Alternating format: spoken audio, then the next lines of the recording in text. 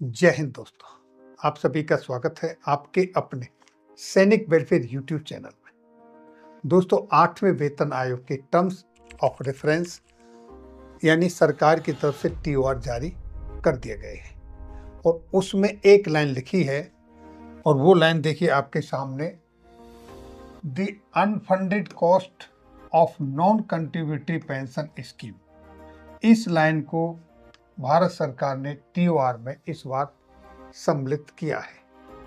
इसका मतलब ये है कि सरकार ये कह रही है कि जो पेंशन सिस्टम है भारत के अंदर वो नॉन फंडेड है, वो नॉन कंट्रीब्यूटरी है। तो अब सवाल ये उठता है कि भारत के अंदर जो पेंशन सिस्टम है वो वाकई अनफंडेड है?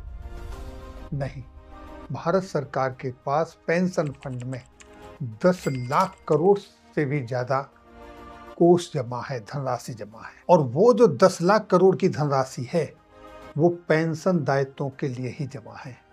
तो फिर ये शब्दावली क्यों? क्वेश्चन ये उठता है कि फिर ये शब्दावली क्यों? क्या कहीं कोई खिचड़ी पक रही है या कोई दूसरी मंशा है जो कि इस तरह की शब्दावली को टीओआर में सम्मिलित किया गया है?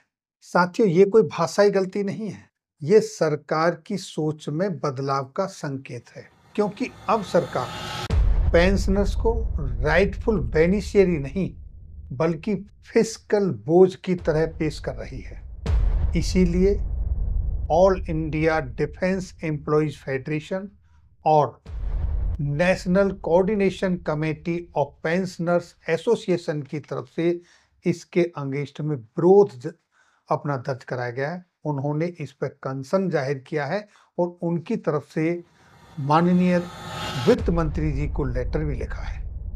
और इन संगठनों का मानना है कि सरकार जो 10 लाख करोड़ का पेंशन फंड है उसको कहीं दूसरी तरफ इस्तेमाल करने का प्लान कर रही है, या उनकी ऐसी मंशा है, या फिर भविष्य में पेंशन रिवीजन को रोकने का माहौल तैयार किया जा रहा है।